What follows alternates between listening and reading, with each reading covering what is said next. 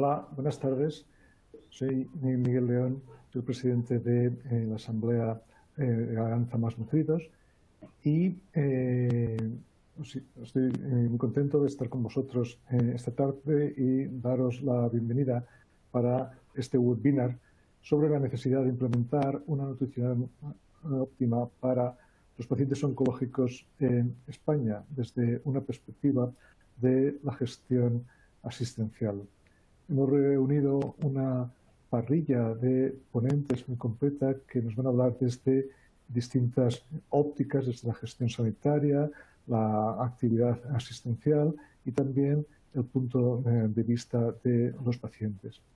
Conmigo para inaugurar este webinar tenemos el gran honor y satisfacción de contar con nosotros con la doctora Pilar Aparicio Azcárraga, que es la directora general de Salud Pública del Ministerio de Sanidad.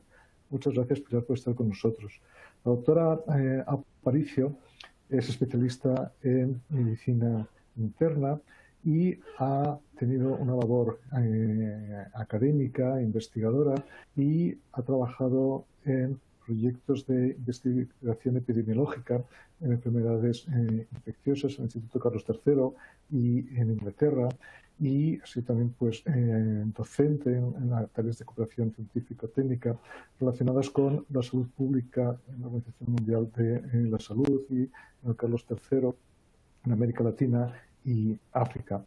Además, ha tenido importantes cargos de gestión como directora de la Escuela Nacional de Sanidad y también del Instituto Mixto de Investigación MIENS, que está conformado por el Instituto de Salud Carlos III y la Universidad Nacional de Educación a Distancia.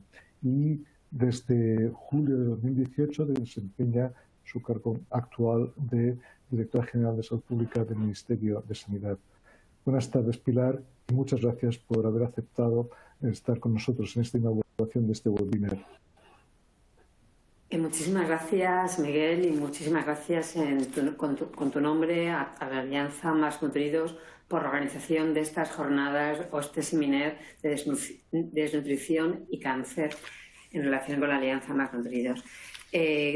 Aparte de agradecer, para mí es un placer también representar al Ministerio de Sanidad en estas jornadas que también persiguen generar un debate, persiguen ver los esfuerzos y los diferentes proyectos para mejorar la asistencia, en este caso a las personas con cáncer. Una asistencia que pretende ser de calidad, de excelencia y de equidad en todo el territorio nacional. Estos son objetivos que el Ministerio de Sanidad tiene como parte fundamental de su día a día y que una de las herramientas que tiene para llevarlos a cabo es a través de las estrategias de salud. Una de esas primeras estrategias de salud fue la estrategia del cáncer. En ese sentido se aprobó en 2006. Estas estrategias, que son fruto del consenso y del trabajo colectivo entre sociedades científicas, expertos, las comunidades autónomas con sus representantes en cada una de las estrategias según su tema, y también las asociaciones de pacientes, que lo que abordan es, desde ese punto de vista multidisciplinar, ver también la mejor calidad para nuestros pacientes. En ese sentido, todas ellas son parte de ese plan de calidad del Sistema Nacional de Salud, que buscan, como es el caso de la estrategia de cáncer aprobada recientemente, la actualización actual de febrero de 2021, la atención desde la prevención a la promoción de la salud, del cribado, la detección precoz, hasta la atención integrada, multidisciplinar, con la rehabilitación como paradigma y también con la atención a los largos supervivientes.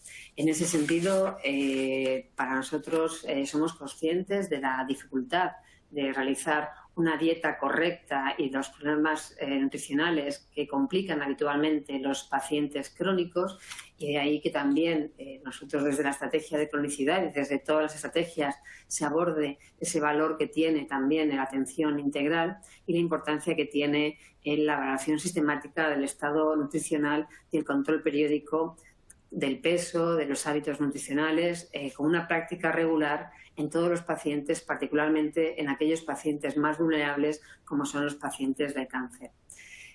Por eso también para nosotros, en este sentido, estas jornadas que buscan también desarrollar y profundizar todos los aspectos de las personas con cáncer y los aspectos nutricionales, sabiendo y siendo conscientes de todo el camino que nos queda por recorrer en nuestro país para integrar la nutrición en las herramientas habituales y multidisciplinares de atención a los pacientes.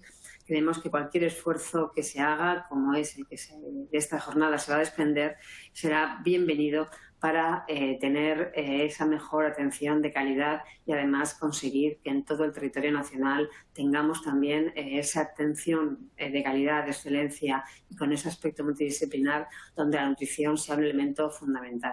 Así que agradecer de nuevo la realización de estas jornadas. Vuestra experiencia nos será útil a todos, así que esperando seguir colaborando con todos vosotros, recibir el mejor éxito para estas jornadas. Muchísimas gracias. A ti, Pilar, muchísimas gracias y sobre todo por tus palabras que reflejan el compromiso del Ministerio de Sanidad para trabajar en coordinación con todas las comunidades autónomas en la organización de la asistencia clínica a los pacientes oncológicos desde la perspectiva de los cuidados nutricionales. Da mucho gusto oír a la directora general del Ministerio de Sanidad reflejar ese compromiso pues, con esta lucha que todos tenemos pues, para conseguir el mejor tratamiento posible para los pacientes oncológicos. Sin más, ahora voy a dar la palabra a la doctora Julia Álvarez.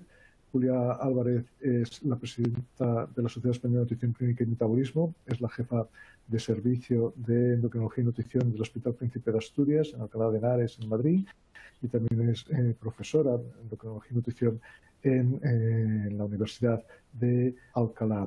Y Julia va a moderar la intervención de los distintos ponentes que vamos a tener en el webinar de esta tarde. Julia, muchas gracias por estar también hoy con nosotros. Muchas gracias, Miguel. Gracias por la invitación a moderar esta mesa. Como parte de la Alianza, súper orgullosa de seguir en la lucha y que sea un método a través de la Alianza que podamos reivindicar precisamente el interés de la desnutrición, de combatir la desnutrición relacionada con la enfermedad y agradecida también a las palabras de la doctora Aparicio que nos animan a seguir adelante.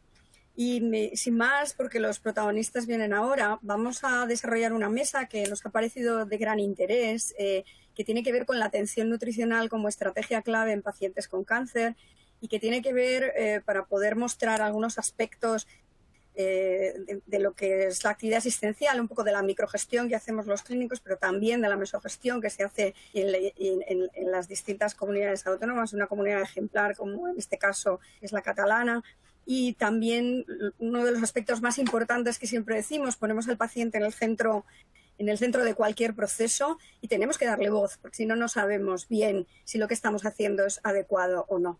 De tal manera que vamos a contar con ponentes excepcionales que les iré presentando uno a uno y quiero presentarles al primer ponente, al doctor Sebastián Santaeugeni González, que es médico especialista en medicina interna, doctor en Medicina por la Universidad Autónoma de Barcelona y es el director del Programa de Prevención y Atención en la Cronicidad del Plan Director Sociosanitario del Departamento de Salud de la Generalitat de Cataluña. El doctor Sebastián Santaeugeni nos va a hablar sobre gestión y nutrición clínica, abordaje comunitario en Cataluña. Doctor Santaeugeni, cuando usted quiera. Muchas gracias. A ver si puedo pasarla ahora. Muchas gracias. En primer lugar, quiero agradecer a la Alianza Más Nutridos esta invitación. Me hace especial ilusión poder explicarles un poco cómo hemos abordado la situación de riesgo de malnutrición y desnutrición en los pacientes crónicos complejos en el marco de la estrategia de la cronicidad de la Comunidad Autónoma de Cataluña. En este caso, todo todo tiene que salir a partir de la estrategia al abordaje de la cronicidad en el Sistema Nacional de la Salud, ¿no? En este documento del año 2014 ya analiza el impacto que tiene la desnutrición en la realidad de las personas afectadas de enfermedades crónicas y que es un problema transversal que nos afecta en todos los ámbitos asistenciales del sistema sanitario, llegando a impactar en un 25% de las personas, ¿no?, con afectos de cronicidad compleja, y que es causante de un mayor consumo de recursos sanitarios, mayor riesgo de institucionalización y mayor riesgo de una evolución tórpida, ¿no?, en el caso de contacto con el sistema sanitario. Es en esta situación y a partir de este documento en el cual, cuando desarrollamos la estrategia de abordaje a las personas frágiles, aquellas con cronicidad compleja y aquellas con afectas de enfermedades crónicas avanzadas, cuando incluimos y empezamos a detallar cómo introduciremos la detección de la situación nutricional de la persona y la intervención en el marco de esta estrategia. Este documento lo pueden descargar en castellano desde el enlace que tienen en la diapositiva. Es importante para establecer este tipo de estrategia saber qué perfil de pacientes tenemos. Y les enseño una imagen, ¿no?, que yo creo que muestra claramente cómo las personas identificadas como crónicos complejos en Cataluña o afectados de enfermedades crónicas avanzadas, que son casi 190.000 personas a finales del 2020, verdaderamente son personas que, aparte de tener una edad avanzada, el 75 al 80% son mayores de 75 años, tienen una comorbilidad extraordinariamente elevada, ¿no? Pueden ver cómo los pacientes crónicos complejos, el 63% de estos pacientes van a tener más de 3 enfermedades crónicas y el 71% de los pacientes con enfermedad crónica avanzada, además de ser mayores, tienen afectados más de 3 enfermedades crónicas. Esto es importante porque nos permite hacer la reflexión de cuál es el impacto poblacional que tiene la desnutrición en estos pacientes. Cuando empezamos con el proceso de identificación y atención individual, gracias a la colaboración con 2 endocrinólogas de los hospitales de Vall-d'Hebron, que es la doctora Rosa Burgos, y del Hospital Germans Trias y Pujol, la doctora Clara Joaquim, empezamos a hacer estudios poblacionales iniciales alrededor de qué prevalencia de desnutrición o de riesgo de malnutrición tienen las personas identificadas con cronicidad compleja, por lo tanto, personas con multimorbilidad, ¿no?, y necesidades complejas de atención. El primer estudio que realizamos fue en el año 2015, un estudio de tipo transversal sobre 72.000 personas identificadas ya como PCCs o MACAs en el ámbito de atención primaria, intentando averiguar cuántas de ellas ya tenían una evaluación de su situación nutricional en el momento que hacíamos el corte transversal. Como pueden ver, una parte muy pequeña de estos pacientes tenían realizado una evaluación nutricional a partir de la utilización del Mini Nutritional Assessment, y una extraordinariamente raro era que estos pocos pacientes valorados tuvieran un Mini Nutritional Assessment normal, por lo tanto no estuvieran en riesgo o estuvieran ya malnutridos. Pensando que esto podría ser un probable sesgo de búsqueda, realizamos un estudio un poco más fino alrededor de la prevalencia en el ámbito tanto hospitalario como en el ámbito de primaria. El primero que hicimos fue en el ámbito hospitalario. En el año 2019 lo publicamos, haciendo un estudio multicéntrico para poder evaluar los pacientes crónicos complejos ingresados en el ámbito hospitalario, qué riesgo de malnutrición o desnutrición tenían. Y como pueden ver, era extraordinariamente elevado. El 83% de ellos estaban en riesgo o malnutridos. Y lo que veíamos a consecuencia de su situación nutricional era que necesitaban la derivación, tenían el doble de riesgo de necesitar una derivación a unidades de rehabilitación funcional o de cuidados postagudos, y tenían 16 veces más riesgo de mortalidad durante el ingreso hospitalario. Por lo tanto, un factor pronóstico importante a tener en cuenta para poder detectarlos de forma proactiva en el ámbito hospitalario. Si nos vamos al ámbito de atención primaria con pacientes crónicos complejos, en situación estable, que viven en sus domicilios, en este análisis multicéntrico, ¿no?, este estudio prospectivo observacional multicéntrico y aleatorizado, cuando estudiamos a los pacientes crónicos complejos en una comarca específica de Cataluña, que era Osona, vimos que el 6,2% de los pacientes crónicos complejos estaban desnutridos en el momento de la valoración y un 47% estaban en riesgo. Por lo tanto, más de 1 de cada 2 pacientes crónicos complejos se encontraban en riesgo malnutridos en el momento de la evaluación. estos pacientes desnutridos que veíamos en el entorno domiciliario necesitaban más atención por los equipos de atención primaria, más visitas en urgencias y más ingresos en unidades de recuperación funcional y unidades de larga estancia, con un coste por paciente que doblaba al paciente crónico complejo de la mismo sexo, de la misma edad y de la misma renta por cápita que no estaba desnutrido. Por lo tanto, tiene un gran impacto en el día a día de los profesionales sanitarios, las personas crónicas complejas con riesgo o en situación de malnutrición. El siguiente paso, pues, fue, hechos los estudios poblacionales, cómo lo incluimos dentro de la estrategia de identificación y atención a los pacientes crónicos complejos en todos los pasos de la estrategia, porque no solo hemos de ver que estén realmente desnutridos, sino qué intervención haremos que sea coste eficiente, que sea fácilmente implementable en el ámbito de primaria con este tipo de pacientes. Por lo tanto, en estos 4 pasos que tiene el proceso de atención a los pacientes crónicos complejos en Cataluña, identificación precoz, hacer un buen diagnóstico situacional, un buen plan de atención y compartir esta información, ¿no?, del estado nutricional en todo el sistema sanitario, cómo íbamos a avanzar en esta estrategia. El primer punto es elaborar los consensos. Por lo tanto, en el abordaje de la situación de riesgo o malnutrición de las personas crónicas complejas, lo primero fue hacer un consenso sobre la atención a la disfagia orofaringia con el Colegio de Logopedias de Cataluña, dando de pie a un algoritmo de decisión y de intervención que pudiese ser aplicable en el ámbito de atención primaria y en el ámbito de internamiento, tanto hospital de agudos como hospital de atención intermedia. El segundo paso fue, gracias a la coordinación de estas 2 endocrinólogas y de forma multisocietaria, desarrollar un documento de consenso para el abordaje comunitario de la situación de desnutrición en este tipo de pacientes, declarando, ¿no?, con objetivo de tener que todos los pacientes en situación de cronicidad compleja en Cataluña disfruten de un estado nutricional óptimo gracias a una estrategia de tipo comunitario que atienda y prevenga sobre esta situación de riesgo de malnutrición. Esta estrategia participaron desde el ámbito de la geriatría, medicina interna, desde logopedia, desde nutricionistas, desde el Colegio de Nutricionismo y desde el ámbito de la Sociedad Catalana de Endocrinología, en una serie de etapas que lo que dio lugar fue un algoritmo de decisión, primero un decálogo de acciones, de declaración de intenciones que íbamos a conseguir con este documento de consenso, ¿no?, de sensibilizar a profesionales, identificar de forma precoz a estos pacientes en riesgo y hacer un algoritmo de intervención para luego poder hacer un seguimiento y un registro adecuado de la situación nutricional de estas personas de forma transversal a lo largo de toda Cataluña, con la idea un poco de crear este consenso que afecta a las 4 etapas del modelo de intervención, desde el diagnóstico situacional basándose en 2 herramientas básicas para nosotros, que es el mini nutricional assessment y el EAT10, y entendiendo que la situación social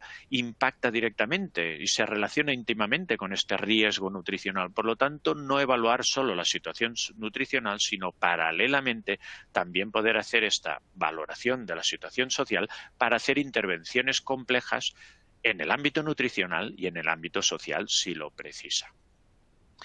Esto se resume básicamente en un algoritmo que, en base al Mini Nutritional Assessment y el resultado, ¿no?, y la situación de riesgo de disfagia, adapta en 4 o 5 recomendaciones dietéticas en base al algoritmo que estamos introduciendo en la inteligencia activa del sistema informático de atención primaria para poder dar unas pautas de intervención que están en modo de lectura fácil para que las familias y los propios pacientes las puedan aplicar en el ámbito del domicilio, estableciendo todo un plan de seguimiento a partir de la situación nutricional. Si está bien nutrido, el seguimiento se planifica 1 año. Si está, por contra, mal nutrido, aparte de estas dietas de recomendación dietética, de enriquecimiento de la dieta de la persona, se establece ya un seguimiento, ¿no?, por inteligencia activa, de seguimiento a las 3 meses para ver si las medidas aplicadas ayudan a corregir la situación. Una vez hecho este algoritmo y una vez hecha esta intervención, lo importante es que el estado nutricional de la persona pueda ser consultable alrededor de los diferentes ámbitos del sistema sanitario. Y por eso, en la historia clínica compartida del Sistema Catalán de Salud, esta compartición de la situación nutricional de la persona se engloba dentro del modelo de atención. Y como pueden ver enmarcado en los cuadros rojos, se puede saber si la situación nutricional de la persona ha estado valorada por parte de enfermería y si esta valoración es reciente, se marca a la derecha en el cuadro rojo de color verde, y cuál es el resultado tanto del EAT10 como del Mini Nutritional Assessment y cuándo se hizo esta valoración. De forma que si el paciente va a urgencias, ingresa en el hospital de agudos, está en una unidad de convalecencia o de larga estancia o está en primaria, a través de la historia clínica compartida, podemos establecer cuál es su situación nutricional, y esta situación nutricional corre por todo el sistema, ¿no? Permitiendo de que si tú haces una revaloración se incorpore en esta historia clínica compartida, ayudando a nuestros compañeros de primaria para detectar que haya habido cambios alrededor de un ingreso sanitario, haya habido cambios en la situación nutricional de la persona. De forma resumida, lo que les queríamos enseñar es cómo desde la Estrategia Nacional de Atención a la Cronicidad, en la adaptación con la Estrategia de Cataluña de Atención a las Personas Crónicas Complejas, hemos intentado transformar la detección de situación nutricional de la persona como una herramienta más de la valoración multidimensional de la persona, y cómo intentamos a partir de aquí hacer intervenciones sencillas de enriquecimiento de la dieta que puedan ser fácilmente adaptables para las familias en su entorno comunitario, con la intención de llevar en este tipo de pacientes la mejor situación nutricional posible a lo largo del tiempo, porque las consecuencias de que se nos desnutran o que entren en situación de riesgo nutricional son nefastas para el sistema sanitario y para la propia persona. Pensando de que una vez superado el COVID, esperemos que podamos continuar y en otra ocasión les podamos traer ya un análisis pormenorizado del impacto que tiene la estrategia y la adaptación en el sistema informático catalán. Gracias. Pues muchas gracias, doctor Santaeugenia. La verdad es que ha sido muy clarificadora su presentación. Nos ha dejado muy claro cómo ha incorporado el plan de cronicidad este elemento de la desnutrición. Y además a mí personalmente me hace mucha ilusión porque la Alianza empezó siendo un proyecto, el proyecto Más Nutridos, antes de convertirse en Alianza en 2015. Y recuerdo perfectamente que el grupo interterritorial de ese proyecto, donde estaba la doctora Burgos y la doctora Clara Joaquín, fue la que llamaron a la puerta de la administración catalana para ver si obteníamos resultados en ese sentido. Entonces, este es un ejemplo fantástico de cómo, empujando todos en la misma línea, podemos conseguir cosas muy positivas para los pacientes. Así que mis felicitaciones, sobre todo especialmente para los pacientes y para la organización sanitaria en este caso, que creo que es excelente. Vamos a dejar el debate para el final. Animo a las personas que están al otro lado de la pantalla para que hay un chat donde ellos pueden dejar las preguntas y yo intentaré ser lo más fiel a la pregunta que se vaya haciendo. Y a continuación les voy a presentar a la siguiente ponente. La siguiente ponente es la doctora María Ángeles Pérez Escutía. Es médico, especialista en medicina radioterápica y es la jefe de sección del Servicio de Oncología y Radioterapia del Hospital Universitario 12 de Octubre. Es también profesor asociado de la Facultad de Medicina de la Universidad Complutense de Madrid y es la representante de la Sociedad Española de Oncología Radioterápica en la Alianza Más Nutridos y comparte con nosotros pues todos estos principios que intentamos defender en la Alianza, ¿no? Le agradecemos muchísimo a María Ángeles siempre su disponibilidad para participar en los eventos de la Alianza. Y a María Ángeles le hemos pedido que nos hable de la calidad de la atención nutricional en el paciente oncológico. María Ángeles, cuando quieras, doctora Pérez Escutía.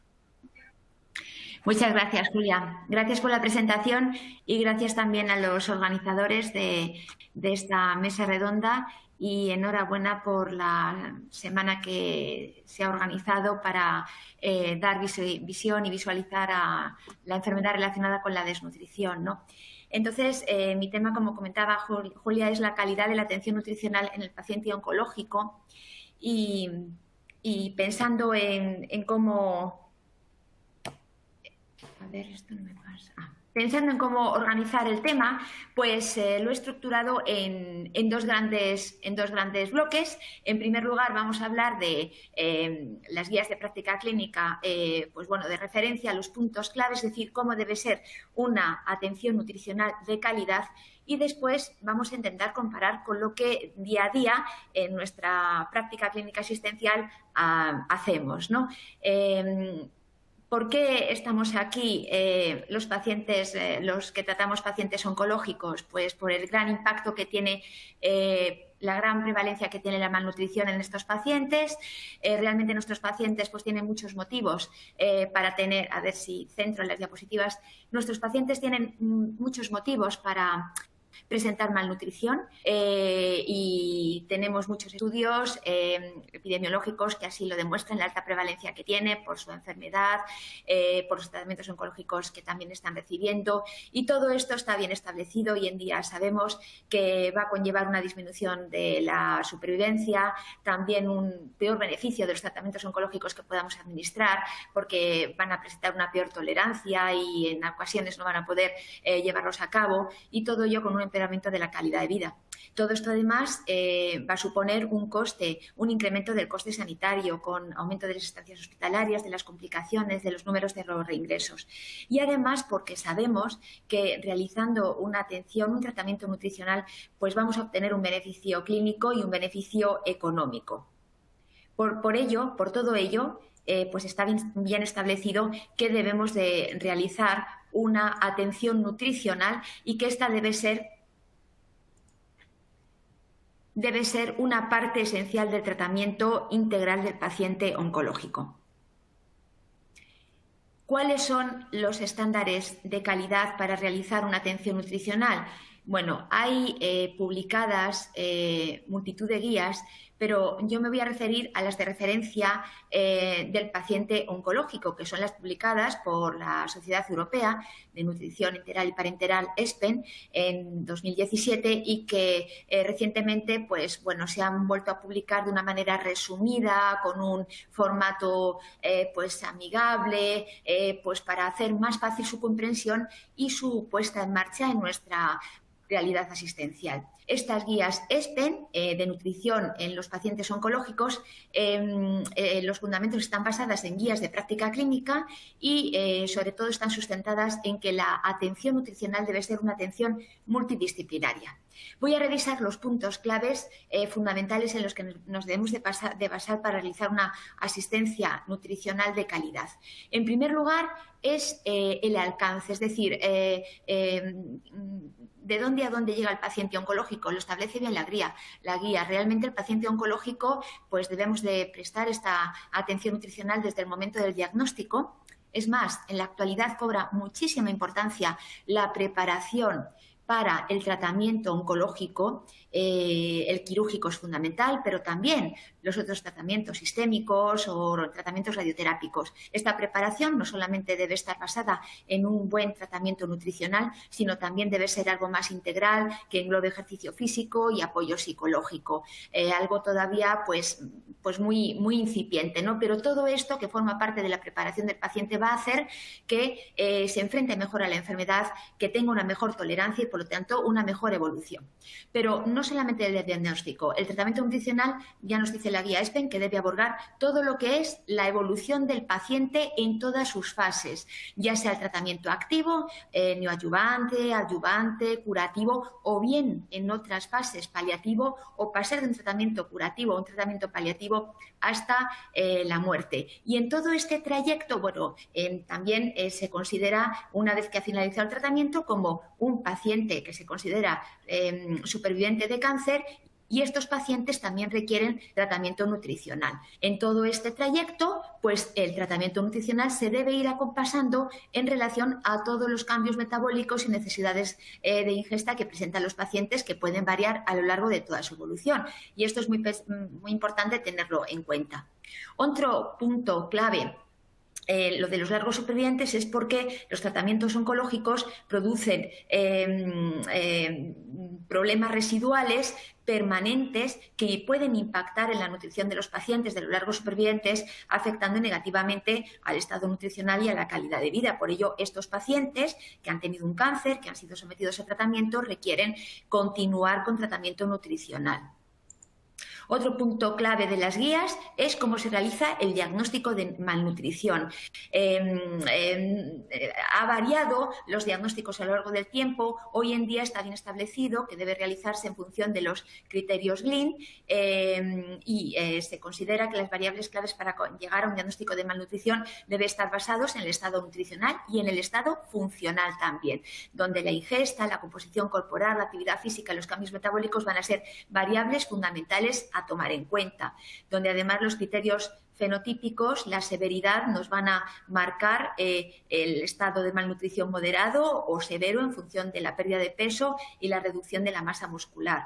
Y como hablamos de la situación funcional de los pacientes, no debemos olvidar en valorar el estado de malnutrición moderado o severo.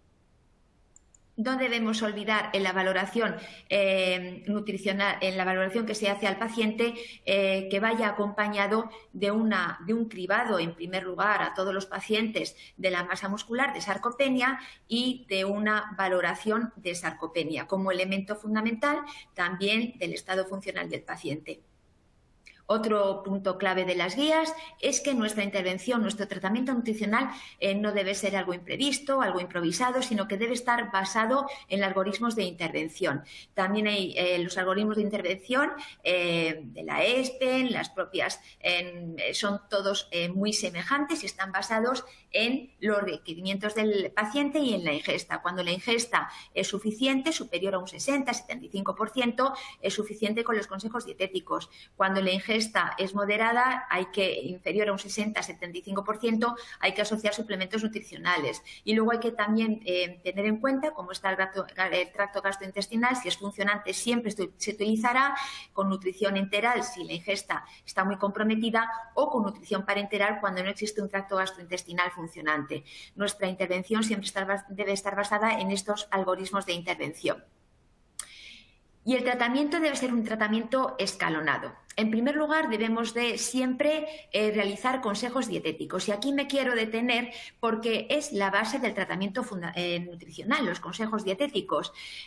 Siempre deben ser la primera opción y está demostrado que los consejos dietéticos, que son el pilar del tratamiento nutricional, mejoran la ingesta, mantienen el peso y también mejora la calidad de vida de los pacientes. Se consideran que son recomendaciones dietéticas que van encaminadas a modificar los hábitos alimentarios de los pacientes y deben de llevarse a cabo desde el inicio del tratamiento y del diagnóstico y a lo largo de todo él, y debe continuarse hasta que se mantienen los efectos secundarios del tratamiento. Deben estar basados en una dieta enriquecida en energía, en proteínas, y también debe a veces modificarse en función de la clínica del paciente, si tiene anorexia, si tiene alteraciones del gusto, alteraciones de la saliva, irritación de las mucosas. ¿Quiénes deben de realizar los consejos dietéticos? Pues bueno, siempre deben ser realizados por profesionales de la nutrición que deben de estar formados. Algunas guías defienden que deben ser exclusivamente dietistas, nutricionistas, que son realmente los profesionales de la nutrición, pero realmente también el personal de enfermería oncológica que lleva a cabo todos los cuidados de los pacientes durante los tratamientos oncológicos también podrían realizarlo siempre y cuando estén formados y además reúnan las condiciones que exigen los cuidados dietéticos. ¿Y qué debe ser? Pues es que un consejo dietético no es un consejo breve que se dé de una forma no estructurada. Debe estar basado en un proceso de comunicación estructurado donde el profesional debe transmitir ese consejo individualizado al paciente, debe tener en cuenta las preferencias alimenticias del paciente, debe también reforzar que debe seguirlo para llegar a cumplimentar el tratamiento y mejorar la ingesta.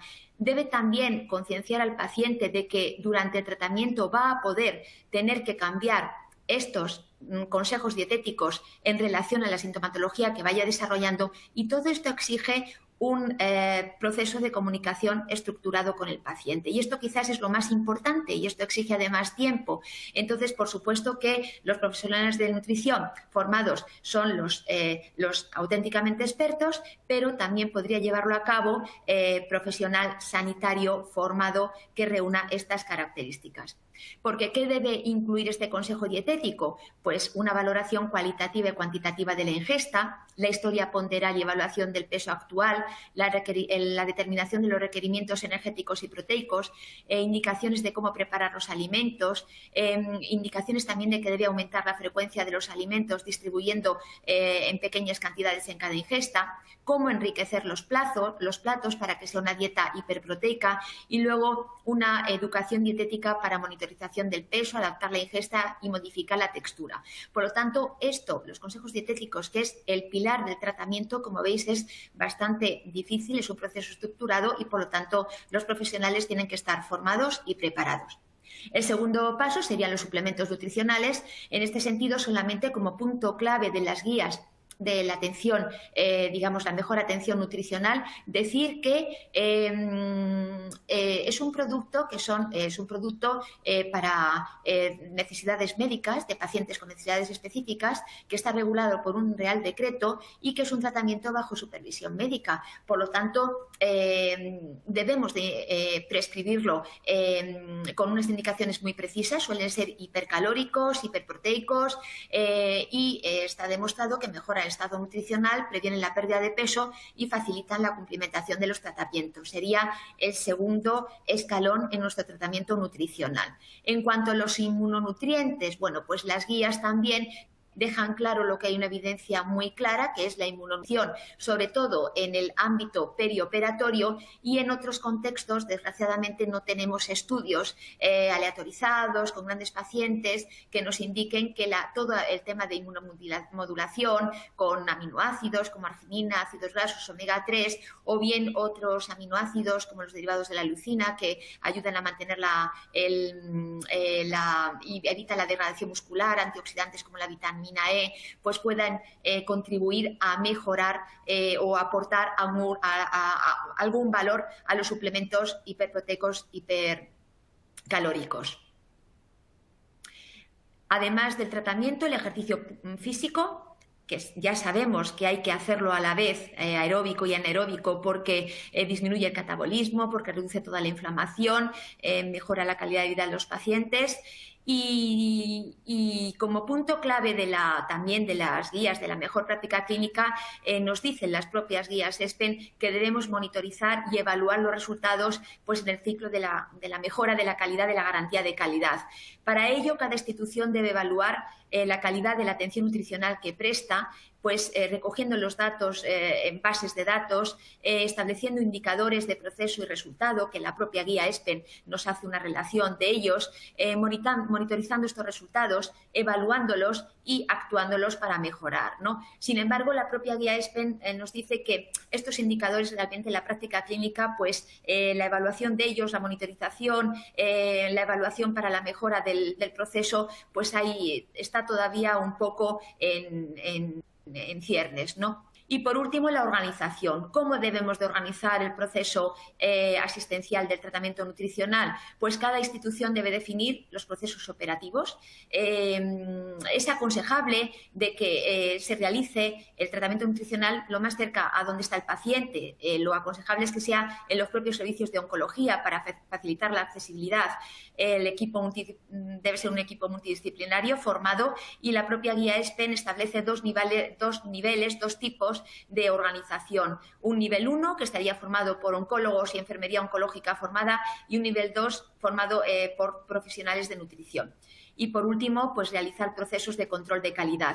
La base multidisciplinaria que debe empezar desde el propio diagnóstico, todo el tratamiento hasta el final y continuar 4 o 6 semanas después del tratamiento también es un pilar fundamental del tratamiento nutricional. En cuanto a barreras para realizar esta mejor práctica de tratamiento nutricional, pues también lo establece la guía ESPEN. Realmente existen todavía déficit en cuanto a la formación de los profesionales, en cuanto a la educación nutricional de los profesionales, pues hay poco conocimiento a nivel de la formación pregrado, MIR y formación especializada o continuada. También barreras tipo organizativo, no reconocimiento de la importancia del estado nutricional en los pacientes, el impacto que tiene, el aumento del costo y como consecuencia pues la no implementación en los servicios de oncología por equipos multidisciplinarios, ¿no? Y por otra parte también muy importante los recursos limitados, es decir, todo esto se quiere hacer con lo que tenemos y el trabajo nutricional correcto tiene un coste que también lo estipula la guía ESPEN en cuanto a que hay que formar a los profesionales, en cuanto que ya tenemos profesionales, pero deben de acceder a los sistemas sanitarios para poder prestar su asistencia y en cuanto al tiempo que requiere lo que es el cribado, valoración, tratamiento de cada paciente, ¿no? Por lo tanto, esto es una barrera en la práctica clínica. ¿Y qué es lo que sucede en nuestro día a día? Bueno, pues realmente en las publicaciones se intenta hacer una búsqueda bibliográfica para ver si se publican resultados, monitorizaciones, evaluaciones, los protocolos de tratamiento asistencial que tenemos en muchísimos servicios de oncología, donde se hace una buena atención, pero realmente estamos recogiendo los datos, estamos teniendo indicadores, estamos revisando esos indicadores y estamos mejorando. Bueno, pues hay poco publicado respecto a ello y solamente aquí os presento el trabajo del grupo australiano donde en primer lugar pues hace un estudio piloto donde en pacientes de alto riesgo de desnutrición, pacientes oncológicos de tumores de cabeza y cuello, pues para ver cómo se implementa y cómo se evalúa una guía de tratamiento nutricional en estos pacientes y qué impacto tiene en cuanto a la malnutrición. Entonces hace un estudio piloto en 98 pacientes de un centro de Australia y los resultados es que cuando se implementa una guía de alta calidad y se evalúan los resultados con indicadores, pues la atención nutricional de calidad centrada en el paciente y basada en estas guías es posible y se obtiene con los indicadores una mejoría del proceso asistencial, de los resultados clínicos, se tolera mejor el tratamiento, se cumplimenta mejor, de los resultados económicos, hay menos ingresos hospitalarios, se reducen los costes y se incrementa también la satisfacción de los profesionales al trabajar en equipo de una manera coordinada. Encuentra también barreras, que es que hay falta de familiaridad con estas propias guías, problemas de infraestructura y equipos de nutrición limitado. Y una vez que implementa la guía clínica de alta calidad en pacientes de cabeza y cuello, lo que se hace ya es un estudio multicéntrico prospectivo con 11 centros que son desde Australia, centros de Canadá, centros de Inglaterra, centros de Holanda, con 170 pacientes de tumores también de cabeza y cuello y de esófago, y lo que hace es cómo se adhiere, existiendo una guía clínica de tratamiento nutricional de alta calidad, cómo se valora, es decir, se valora la adherencia en la práctica clínica habitual a estas guías, ¿no? Y entonces se encuentra que la adherencia en la práctica clínica habitual a estas guías de alta calidad que se elaboran es buena, o sea, es superior a un 80% en relación al cribado, a la valoración basal, a la valoración y prescripción nutricional, es decir, que se prescriben pues tratamientos, dietas hipercalóricas, hiperproteicas y en todo el ámbito perioperatorio. Es moderada en cuanto a las herramientas que se utilizan de cribado y de valoración, que son muy diversas. También en cuanto a la consulta del dietista nutricionista antes de la radioterapia. Y es mala, hay muy mala adherencia a la guía en los tratamientos posoperatorios inmediatos que se deben realizar en función de las guías ERAS, en las consultas durante el tratamiento de radioterapia y en las que se deben de mantener hasta después de 6 semanas. Es decir, que aunque haya guías de alta calidad, pero existen problemas de adherencia día a día para llevarlas a cabo.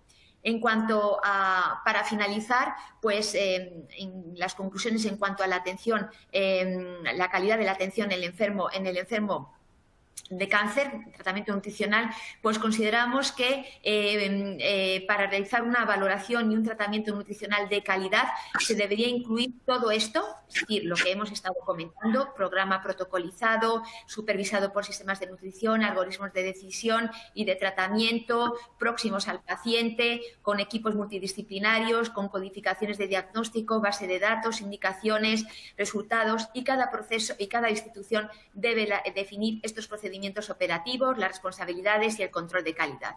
pero que en la práctica clínica resulta que encontramos limitaciones, barreras en cuanto a los profesionales. Todavía no somos conscientes de la importancia que tienen estas medidas. En cuanto a medidas organizativas, elaboración de protocolos, designación de responsabilidades, monitorización de resultados y evaluación. Y en cuanto a los recursos, tenemos profesionales de nutrición muy bien formados, pero no accesibles a los servicios en cuanto a sanidad pública, que es lo que yo conozco, y plantillas de enfermería también preparadas, pero muy limitadas como para realizar estos tratamientos. Y eso es todo. Muchas gracias. Bueno, muchas gracias, María Ángeles. Gracias por tu también calificadora presentación, que da pie a gran parte del debate, que seguro que vamos a entrar en él, como he dicho, al final de la presentación de todos los ponentes. En tercer lugar, vamos a tener el honor de escuchar a la doctora María Ballesteros Pomar. La doctora María Ballesteros es médico especialista en endocrinología y nutrición. Es la vocal de la Junta Directiva de la Fundación de la Sociedad Española de Endocrinología y Nutrición, de la FESEN. Pertenece y es ahora en estos momentos responsable del Consejo Asesor del Área de Nutrición de la SEN, de la Nutrisen. Es Penit Officer desde 2021 a 2025, recién nombradita en la SPEN Faculty. Y es la editora asociada de Clinical Nutrition y de Endocrinología, Diabetes y Nutrición.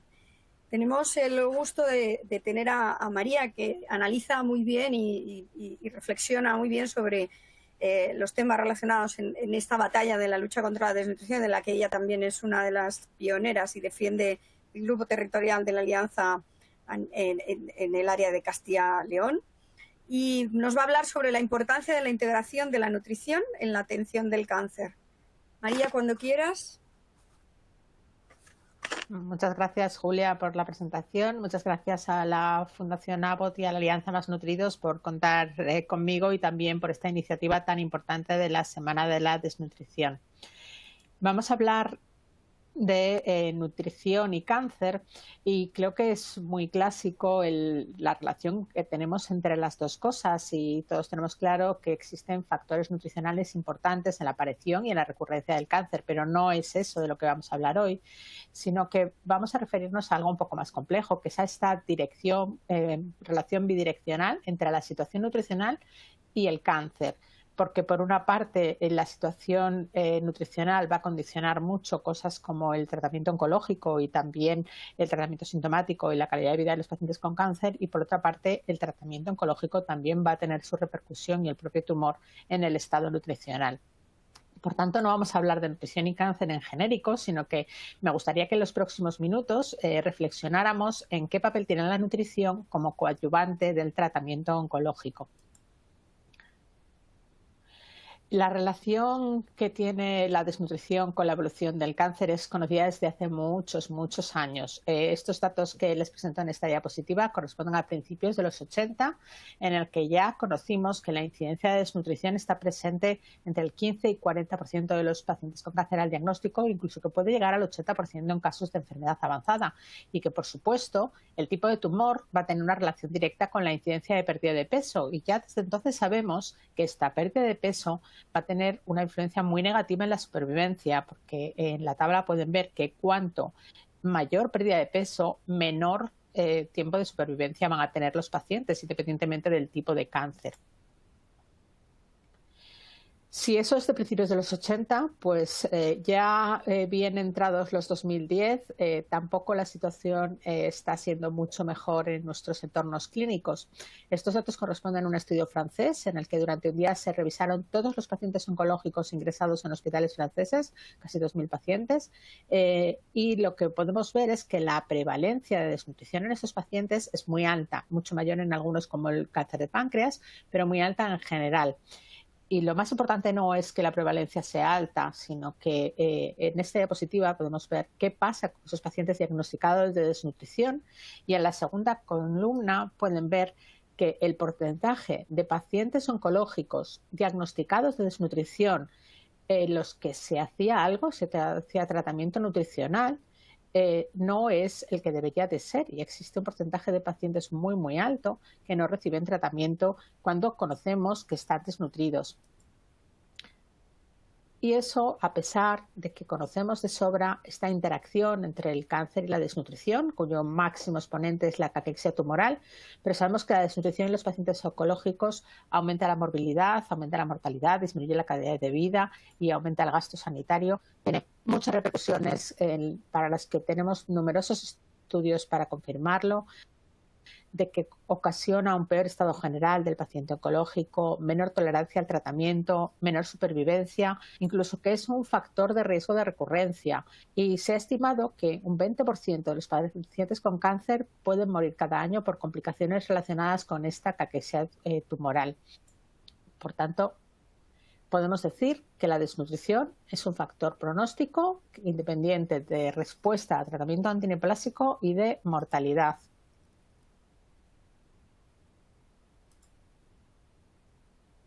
¿Y por qué ocurre esto? Pues sabemos que los mecanismos fisiopatológicos por los que un paciente oncológico va a tener mayor incidencia de desnutrición no tienen que ver solo, como tenemos en la primera parte de esta figura, con la disminución de la ingesta de alimentos relacionada con cosas tan fácilmente entendibles como el estrés psicológico, como los factores gastrointestinales que un tumor puede ocasionar, sino que los pacientes oncológicos van a tener cambios metabólicos difíciles de revertir cuando no actuamos a tiempo, que tienen que ver con la producción anormal de citoquinas, de neuropéptidos y de hormonas que ocasionan cambios en todas las esferas metabólicas.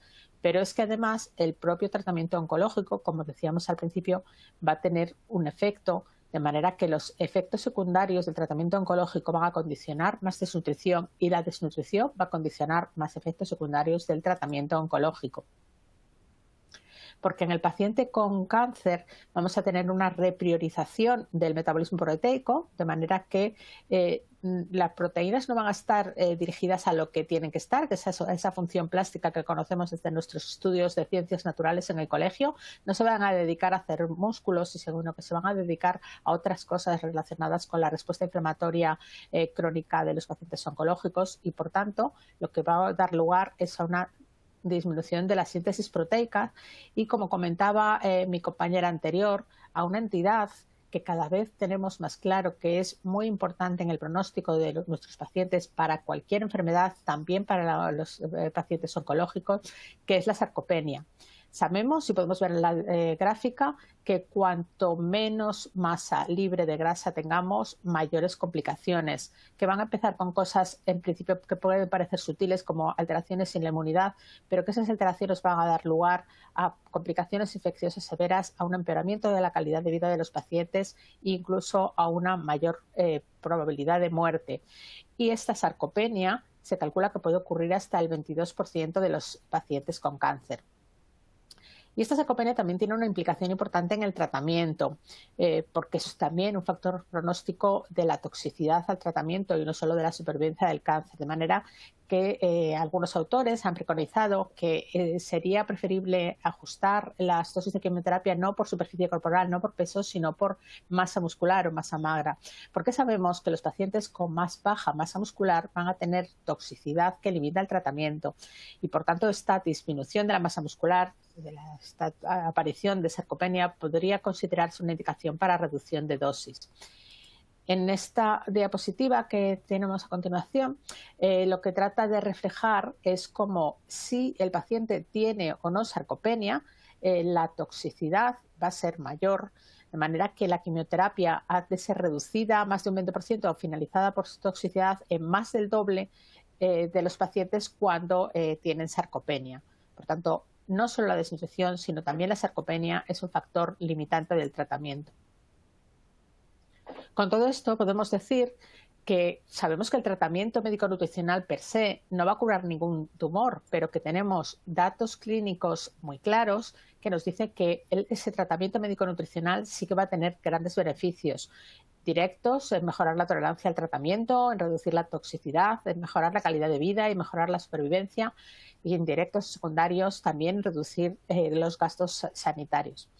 ¿Y qué tenemos en contra? ¿Por qué no lo hacemos si no tenemos nada en contra? Bueno, pues algunas personas pues también ponen en contra, y eso en nuestro día a día clínico nos pasa muchas veces, de, bueno, sí, está muy bien, habría que ponerle tratamiento nutricional al paciente oncológico, pero es que no le quiero poner una sonda porque vamos a tener complicaciones o porque tenemos algunas cosas. Y esas dudas de cosas como si el tratamiento nutricional podría disminuir la calidad de vida, que no tenemos ninguna evidencia al respecto, si podría incrementar los costes sanitarios, que creo que tenemos evidencias de que todo lo contrario, y una duda razonable que nos tenemos que preocupar o no, que sobre si el tratamiento nutricional podría incrementar el crecimiento tumoral. Por si tenemos dudas todavía, esto es una revisión muy reciente de Federico Bozzetti, que es uno de los padres de la nutrición en el paciente oncológico, en el que nos habla de esa frase que va a alimentar el tumor, el tratamiento nutricional. Pues parece que tenemos claro, por las pruebas que tenemos en la literatura, de que la restricción calórica que se preconiza en algunos ambientes no reduce el crecimiento tumoral en humanos.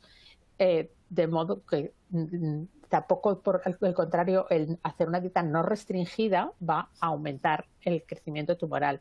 Y la evidencia actual nos dice que no existe ninguna mejora en la respuesta tumoral por la restricción calórica, mientras que, como contrapartida, sí sabemos que la desnutrición es un importante factor pronóstico negativo en todos los pacientes oncológicos, como hemos comentado hasta ahora.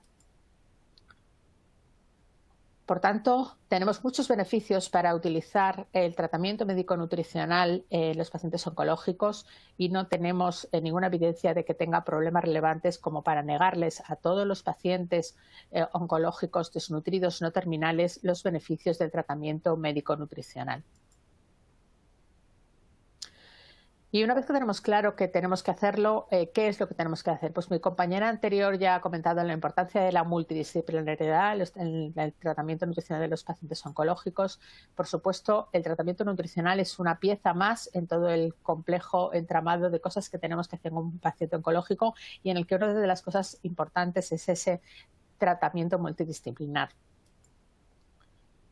Sabemos, como hemos dicho antes, que la aparición de caquexia neoplásica tiene que ver, por una parte, por la anorexia y por otra, por los cambios metabólicos. Por lo tanto, el tratamiento nutricional será un tratamiento también multimodal en el que tengamos que dirigirnos a esa anorexia, intentando el aumento de la ingesta y también a esos cambios metabólicos, modulando el metabolismo, y solo de esa manera seremos capaces de revertir esa caquexia.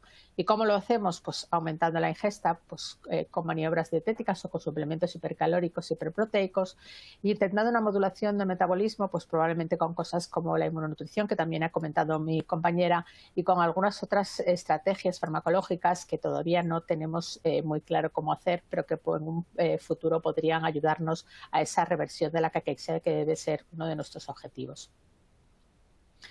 Ya ha comentado también la doctora Pérez Escutia que tenemos guías clínicas sobre cómo hacer este tratamiento nutricional en el cáncer y, bueno, como siempre en nutrición, el tratamiento nutricional empieza por un cribado y una valoración clínica inicial, por un cálculo de los requerimientos, por las intervenciones nutricionales. También es necesario incluir el ejercicio, cuando también ella ha comentado, y probablemente utilizar farmaconutrientes y agentes farmacológicos. Y dentro de los pacientes oncológicos, que estas serían las estrategias generales, las guías también nos dicen que existen estrategias nutricionales para cada uno de los subgrupos de pacientes en función de que el paciente necesite cirugía, radioterapia, tratamiento oncológico médico, o en los largos supervivientes, a los que también se ha referido mi compañera, o incluso en el tratamiento paliativo. No podemos olvidar en este tratamiento de la desnutrición el abordaje también de la sarcopenia, porque hemos dicho antes que también es un factor pronóstico. Por lo tanto, también tenemos que dirigirnos a esa pérdida de función y de masa muscular, asegurando no solo los requerimientos nutricionales en cuanto a energía y proteínas, sino también planteándonos algunas estrategias nutricionales que puedan favorecer la ganancia de función y masa muscular, y tratamientos multimodales que tendremos en los próximos años y que también serán de interés.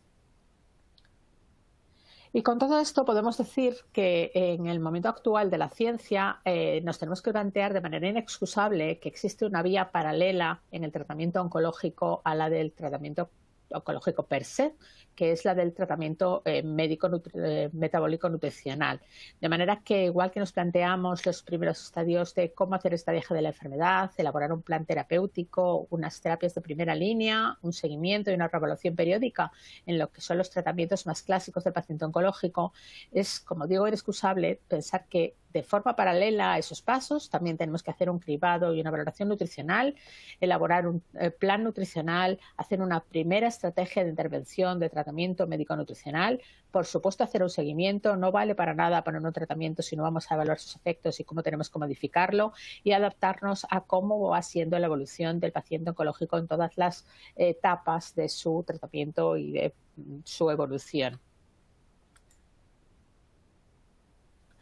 En este equipo multidisciplinar que es imprescindible para el tratamiento del paciente oncológico, no nos podemos olvidar, como han dicho también al principio en la introducción, de los propios pacientes, y tenemos que saber convertir a nuestros pacientes en nuestros aliados para el tratamiento en general, pero especialmente para el tratamiento nutricional, porque es algo que va a incidir mucho en su día a día, y tenemos muchas formas de ayuda y de formación también de los pacientes. Antes hablaba la doctora Pérez Escutia de la importancia de la formación de los profesionales, pero yo no quiero olvidar referirnos también a la formación de los propios pacientes. Aquí, por ejemplo, tenemos el aula virtual de la SEN, en el que uno de los temas que se abordan son los problemas nutricionales de un paciente con cáncer, y también tenemos que ayudar a nuestros pacientes a conocer qué cosas podemos hacer desde el punto de vista nutricional para mejorar el pronóstico de su enfermedad.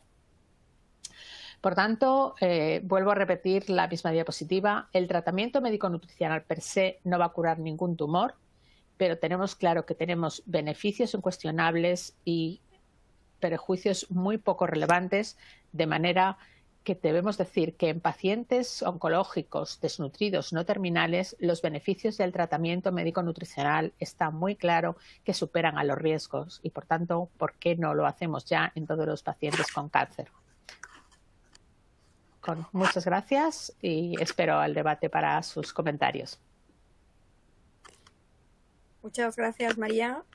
Gracias por tu excelente presentación, como siempre, que da pie seguro, justo junto con las anteriores, a que tengamos un debate que yo animo a todas las personas que están al otro lado de la pantalla siguiendo este webinar, pues precisamente a que utilicen justo en la plataforma la zona donde pueden hacer preguntas, sugerencias, cuestiones, lo que consideren oportuno.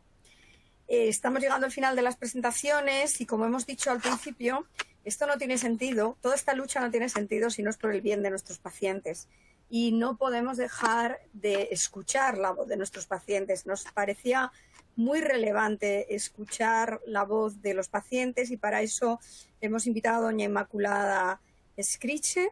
Doña Inmaculada Escriche es una paciente de cáncer de pulmón que pertenece a la Asociación Española de Afectados de Cáncer de Pulmón, en la que recientemente ocupa el cargo de vicepresidenta, y también ha colaborado en varias publicaciones de salud, y su testimonio se ha recogido en numerosos medios de comunicación, prensa, radio y televisión. Actualmente participa además en diversos congresos, seminarios, webinars, como en vídeos de salud o testimonio. Para nosotros es muy, muy importante, y agradecemos especialmente a doña Inmaculada Escriche que esté hoy aquí, que esté aquí dándonos su testimonio y poniendo blanco sobre negro la realidad del paciente oncológico, cómo viven esta desnutrición relacionada con la enfermedad, el paciente oncológico, y que nos cuente un poquito cuál es la experiencia y la calidad de vida de los pacientes oncológicos, especialmente en relación con este tema. Así que muchas gracias, Inmaculada, por participar en esta semana de la desnutrición, y esperamos tu testimonio.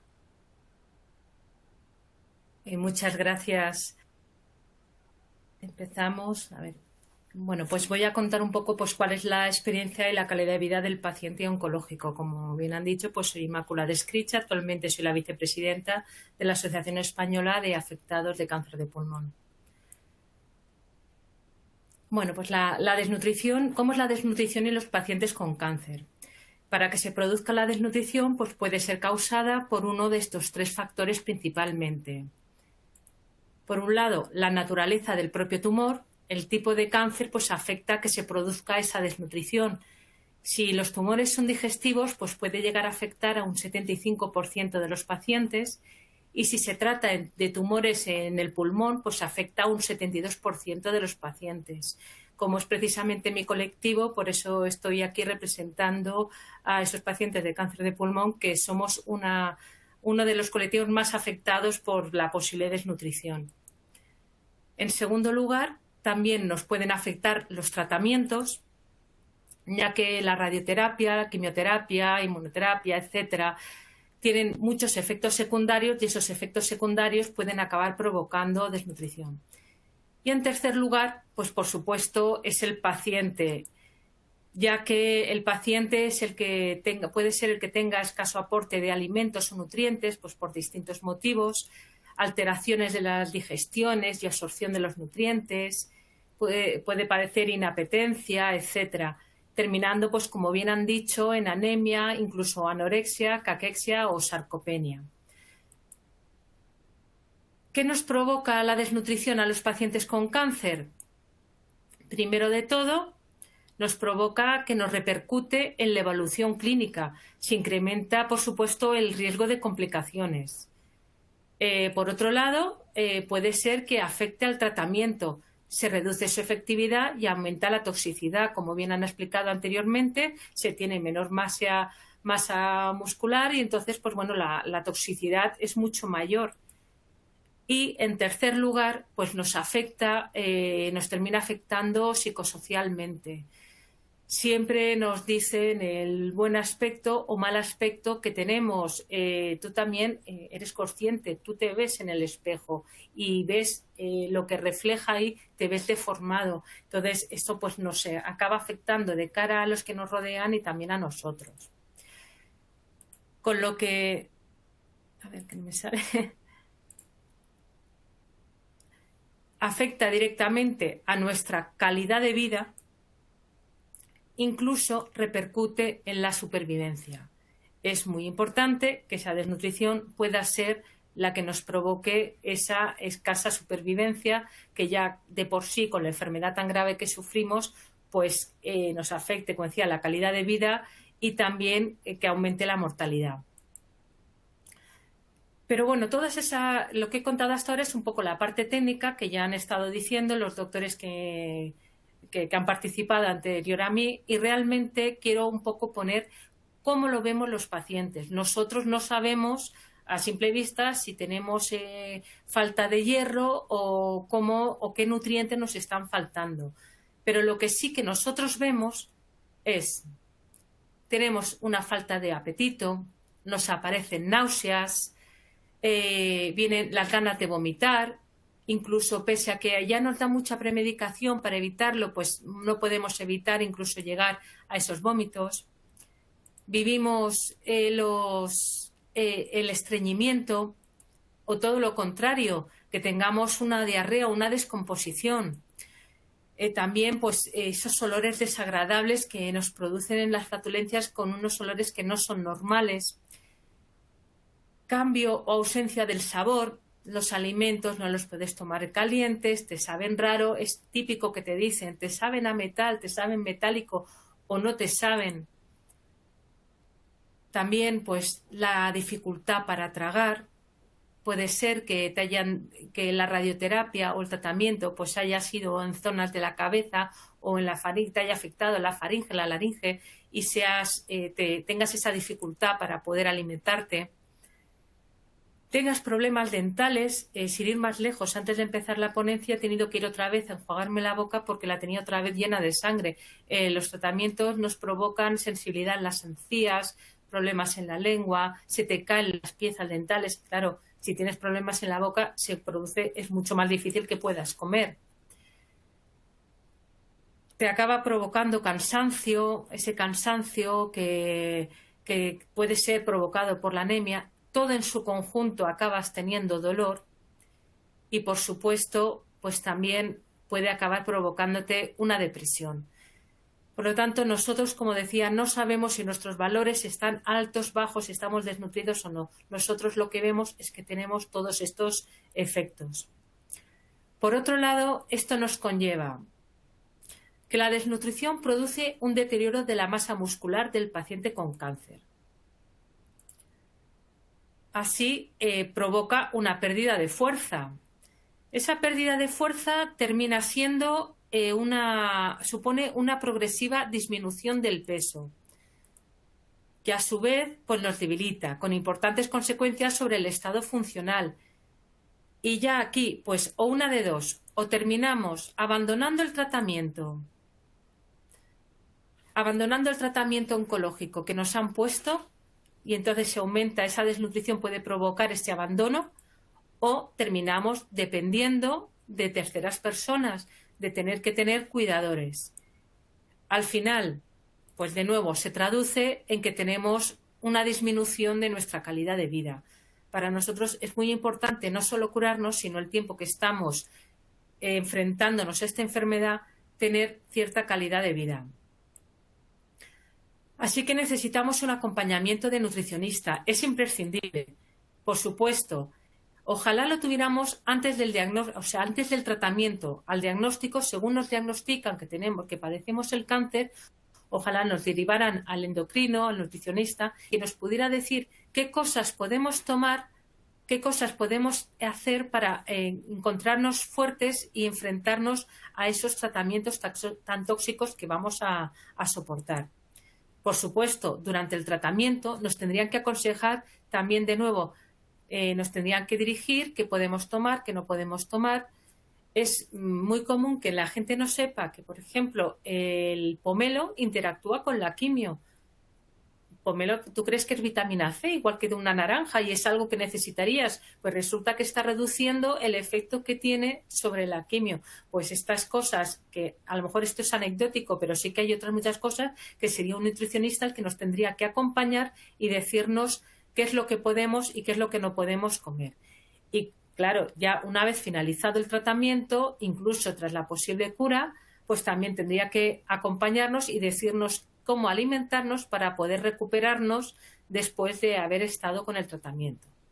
Aquí es muy importante que se controle la alimentación antes, durante y después del tratamiento para prevenir y tratar la desnutrición. Así evitaríamos reducir los efectos adversos y volvemos a que, ya sé que me repito con esta palabra, pero es que para nosotros es muy importante, a mejorar la calidad de vida. También es importante que la alimentación debería ser parte integral del tratamiento. En el momento en que nos detectan el cáncer y nos dicen qué debemos hacer, no solamente es qué debemos hacer con la medicina, con la radioterapia, con la quimioterapia, o sea, con esos tratamientos, sino que paralelamente nos deberían de controlar también la alimentación. Saber qué comer antes, durante y después del tratamiento, pues nos ayudaría a sentirnos mejor y más fuertes para afrontar tanto la enfermedad como los tratamientos tan agresivos que debemos soportar. Y también, ay, perdón, que se me ha ido.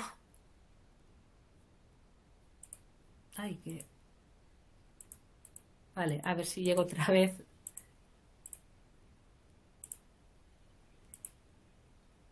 Vale, aquí está, perdón.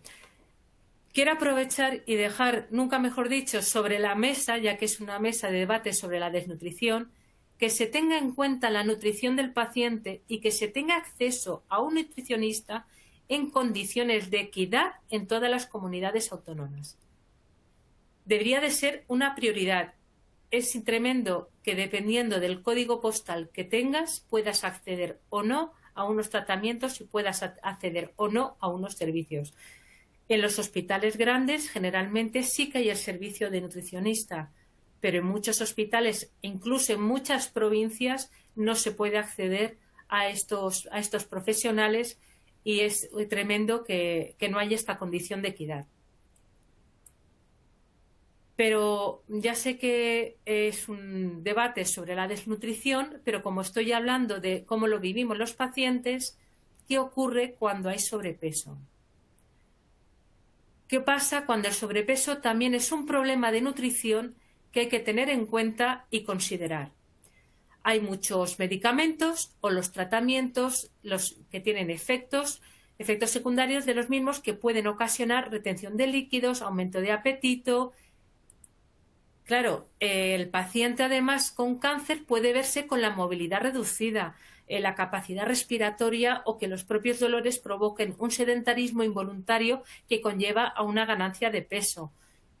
Te encuentras peor, no te puedes mover, estás más tiempo en la cama, en el sillón, no quemas calorías, no haces ejercicio y eso te provoca que lo que comes no lo gastes y aumente el peso.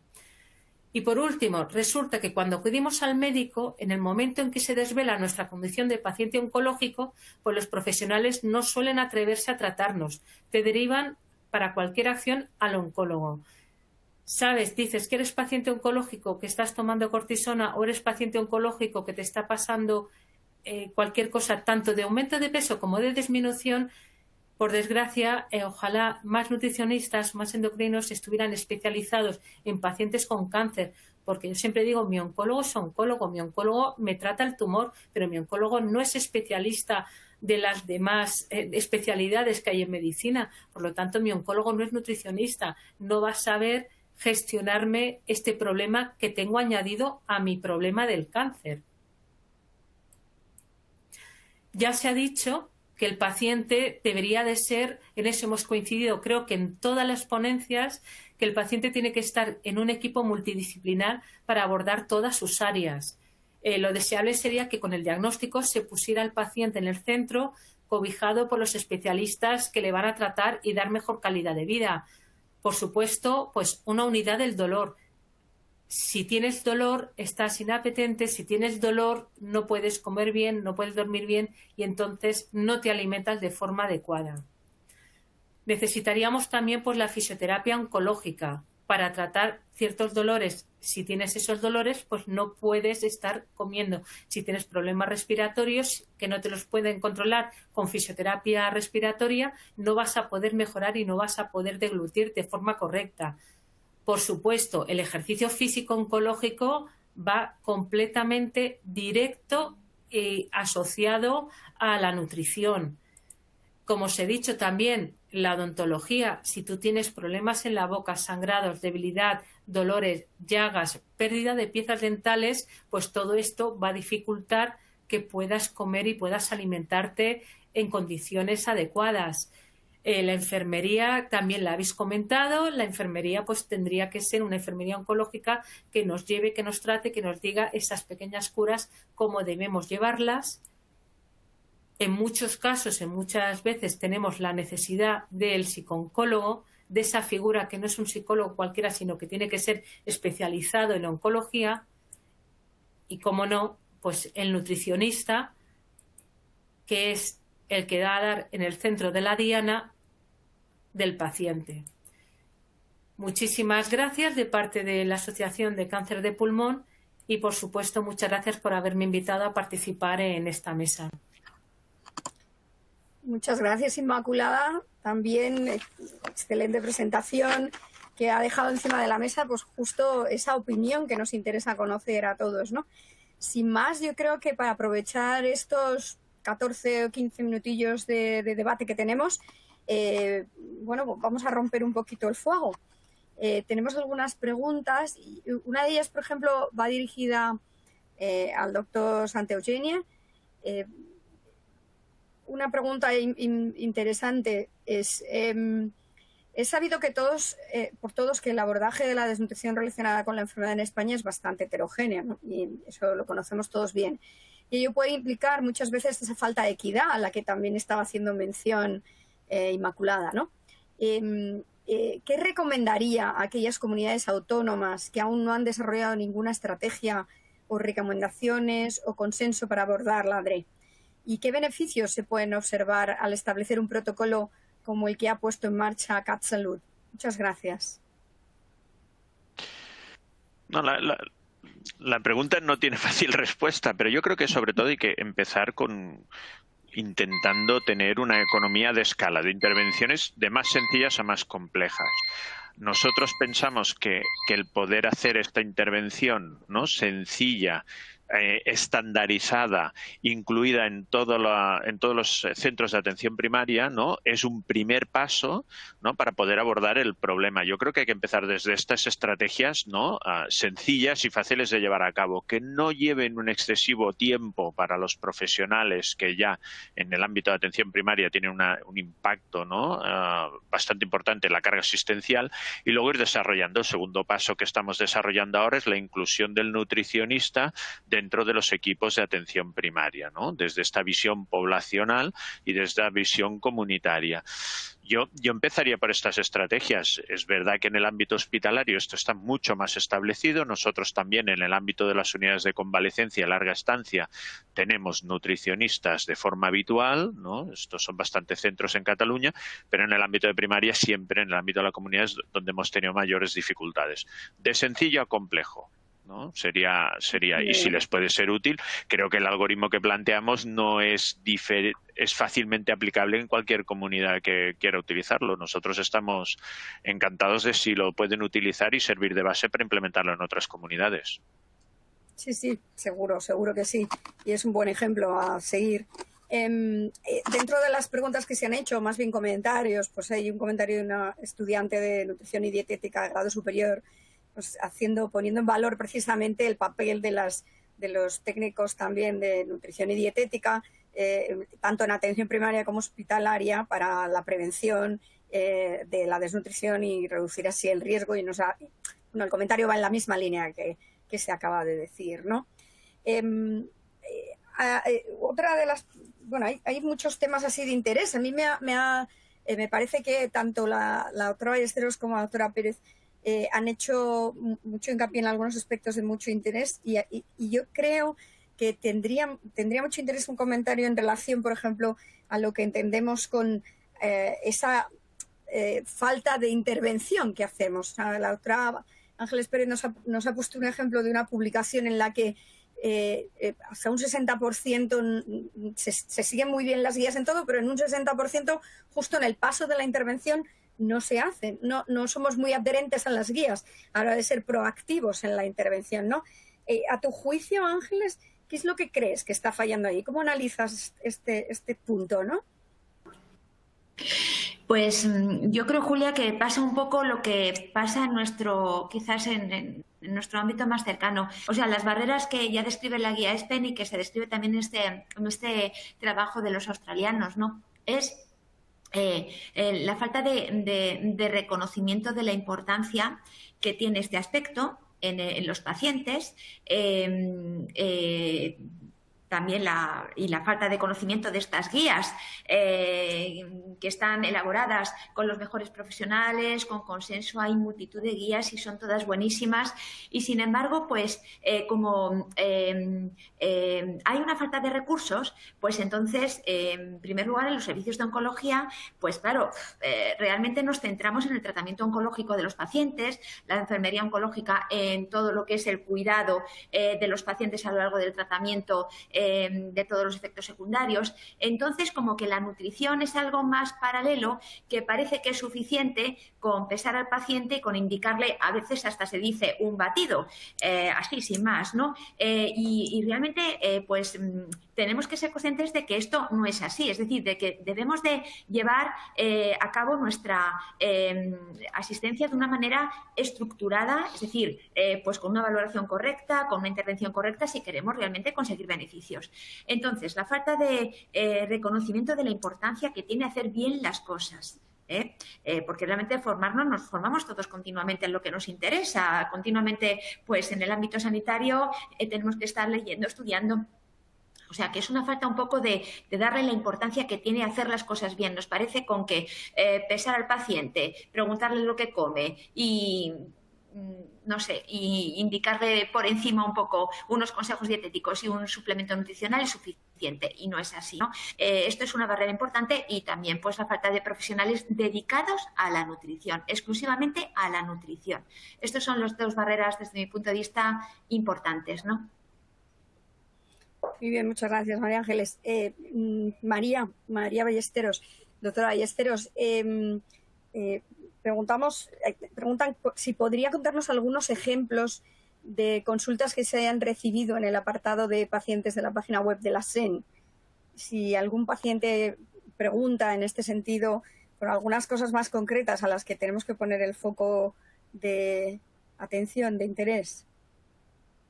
Bueno, pues es curioso porque una de las cosas que no existe un apartado específicamente de consultas o de preguntas, pero una de las cosas, de las áreas de la página web donde más entran los pacientes es el que dice que es un endocrinólogo, que eso refleja un poco esta falta de conocimiento del tratamiento nutricional y de para qué hace falta tener un endocrinólogo, por ejemplo, en el tratamiento del cáncer, ¿no? O sea que yo creo que todavía hay pues mucha cuestión de formación. La página, el apartado de pacientes de la web de la SEN no es exactamente un módulo de consultas, que tendría muchos problemas, sino un modo de ofrecer cosas a los pacientes. Entonces tenemos una parte de la página dedicada a recomendaciones a los pacientes, a cosas sobre información, sobre nutrición en general, que ha organizado excelentemente a lo largo de los últimos años el doctor Juanjo López Gómez.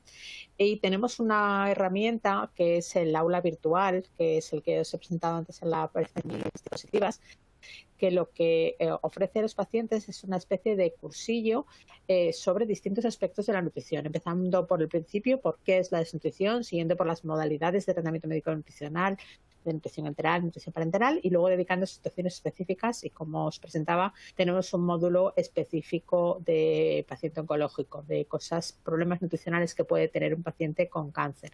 No es algo bidireccional, sino es una herramienta que ofrecemos a los pacientes.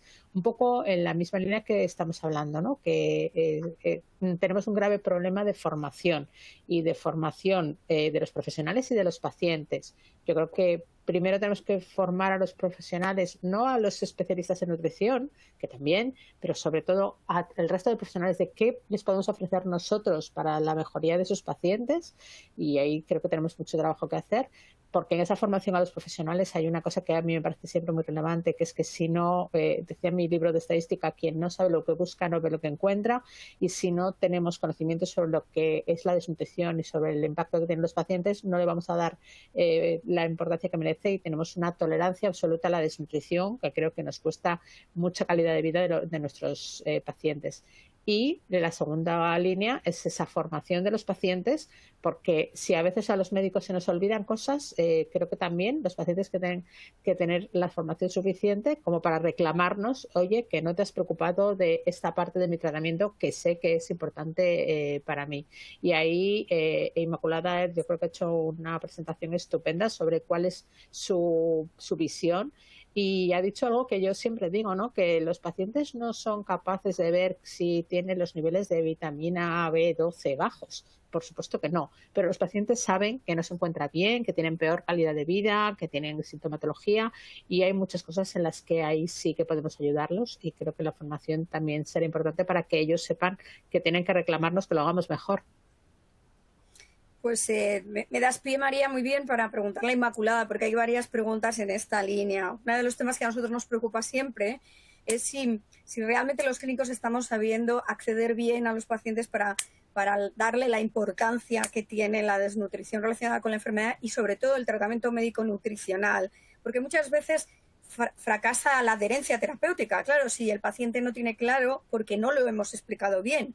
El efector de la comunicación probablemente es el que equivoca un poco el mensaje o no lo ha hecho correctamente bien, ¿no?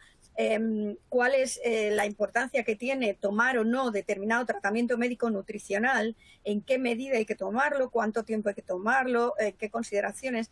Y para poder evaluar después resultados, como también decía la doctora Pérez Escutia, pues, Inmaculada, ¿tú crees en tu opinión que la mayoría de los pacientes reciben bien el consejo médico, el consejo dietético, el tratamiento médico nutricional, la información sobre la desnutrición durante el tratamiento, cuando se le ha hecho un diagnóstico, como bien nos has dicho, o durante el tratamiento, por parte de los equipos que los atienden? Evidentemente, en muchos casos ya hemos visto que no son equipos multidisciplinares.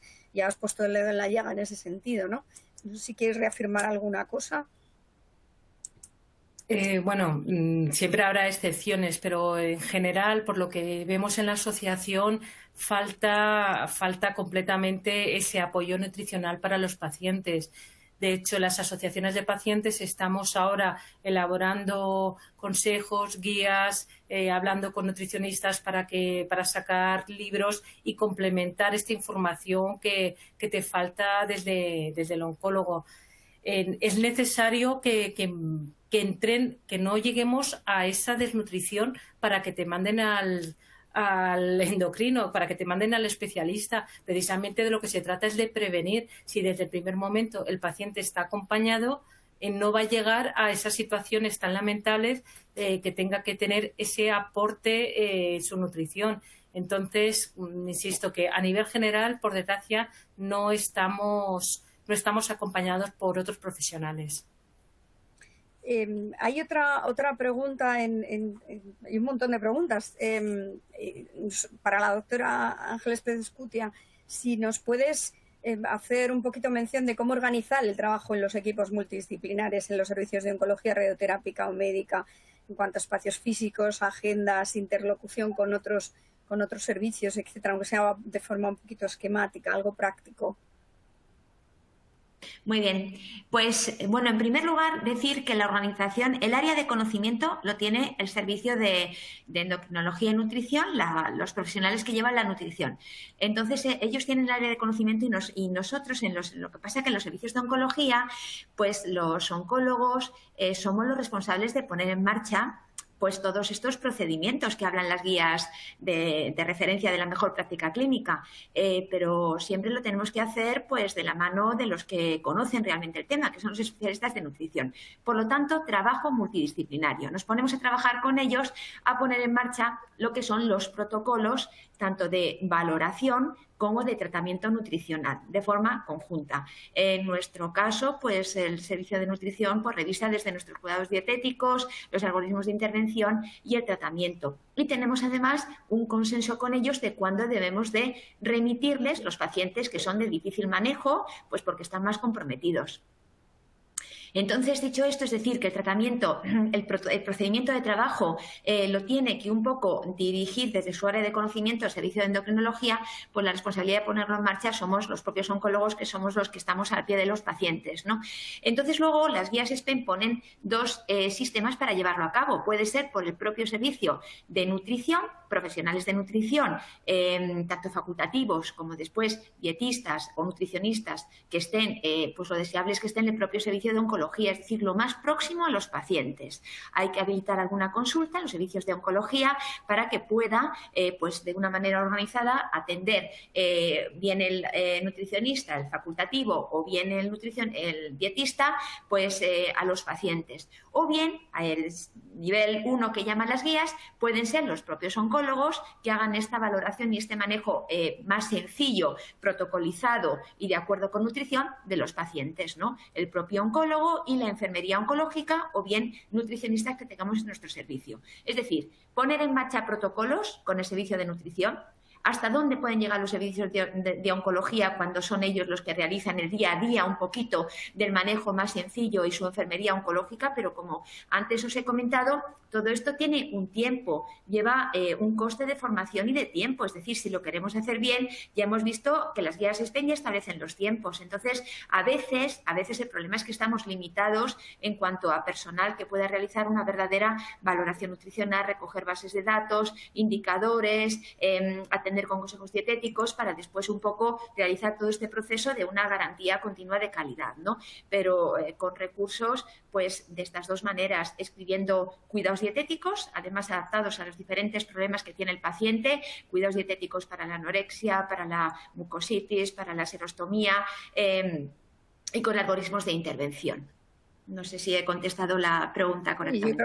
Yo creo que sí, que ha sido que es un poco dar respuesta a lo que se estaba preguntando. Todavía quedan muchas preguntas, pero voy a intentar resumir algunas, 2 o 3 que hay para el doctor Santa Eugenia. Una de ellas tiene que ver con si él tiene la misma impresión que tenemos nosotros de la poca... Te voy a hacer las 3 preguntas seguidas para no interrumpir mucho el el tiempo, o sea, para aprovechar más el tiempo.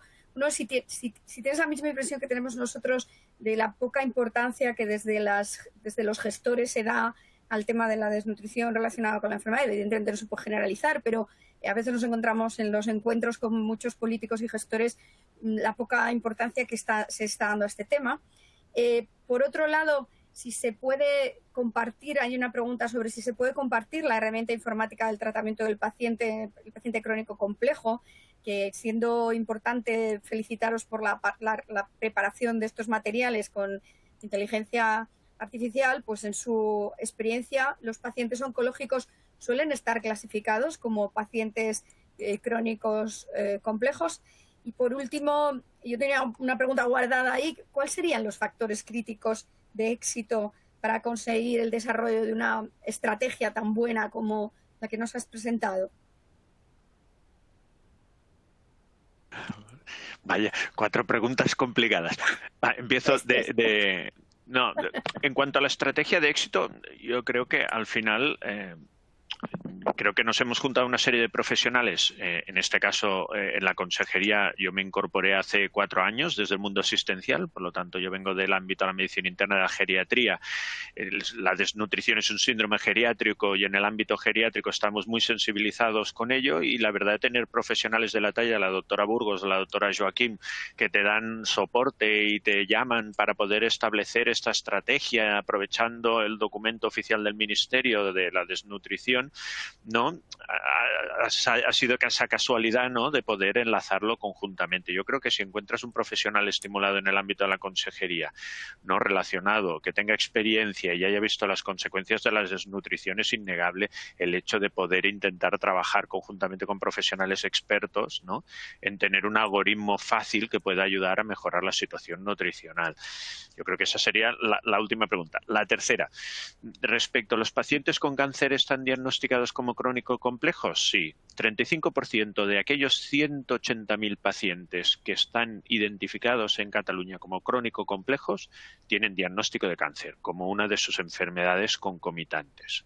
48% de los 20 y pico mil personas identificadas como personas afectadas de enfermedades crónicas avanzadas tienen como enfermedad concomitante un cáncer en situación avanzada en este caso. Por lo tanto, sí, además yo creo que es una de las enfermedades que más alertan a los profesionales de atención primaria en la identificación como paciente crónico complejo. Es de hecho una de las primeras enfermedades en prevalencia en los pacientes crónicos complejos. La segunda pregunta, ¿se puede compartir la herramienta? Doctora Burgos, doctora Joaquín, saben de más que el algoritmo, el documento les he puesto el enlace, el algoritmo dentro del sistema que tenga en cada comunidad autónoma a la hora de establecerlo como inteligencia activa tiene ya todo establecido, las respuestas en función de los resultados de las herramientas a implementar. Creo que se puede adaptar a cualquier tipo de sistema. En Cataluña, en el ámbito de primaria, el 90% de los equipos de atención primaria utilizan la misma historia clínica que es ECAP y lo estamos probando continuamente, introduciendo para ver prueba-error, ¿no?, y que todo salga de forma automatizada. Por lo tanto, el documento lo tienen y si quieren, a través de ellas dos, pueden contactar con la doctora Burgos o doctora Joaquín para ver si el algoritmo que utilicemos aquí es trasladable a otro sistema informático. Y en cuanto a la importancia de la desnutrición, yo estoy de acuerdo. El infradiagnóstico es enorme y sobre todo en determinados colectivos de pacientes, de personas. Es bastante importante. Sobre todo en el ámbito comunitario, más que en el ámbito hospitalario, porque es verdad que cuando tienes profesionales en el entorno hospitalario, ¿no?, que de forma proactiva puedes hacer detección. En las plantas de geriatría utilizamos dentro de la valoración geriátrica integral, ¿no?, el estado de situación nutricional de la persona dentro de la valoración geriátrica. Verdaderamente cuanto más preguntas más encuentras, ¿no? Pero sí que es verdad que en el ámbito gestor no es un gran síndrome como la mayoría de los síndromes geriátricos en las personas mayores, no es algo que se promociona ni se busca intensivamente y es una lucha ya de unos cuantos años, no es reciente, es cierto. y sobre todo en el ámbito extrahospitalario. Yo creo que la idea esta que muy bien explicaba Inmaculada Escriche, ¿no? De no hay que esperar a que la persona esté desnutrida, sino que hay que buscarlo proactivamente a partir de situaciones especialmente complejas, como puede ser el diagnóstico de un cáncer, de forma proactiva antes de que pase, porque cuanto antes hagas intervención, mejores resultados tendrás. A veces revertir situaciones de desnutrición en pacientes con enfermedades crónicas graves son muy, muy complejas, ¿no? Nos pillan ya en estadios demasiado avanzados, ¿no? Por lo tanto, proactividad siempre, seguro. Muy bien, muchas gracias.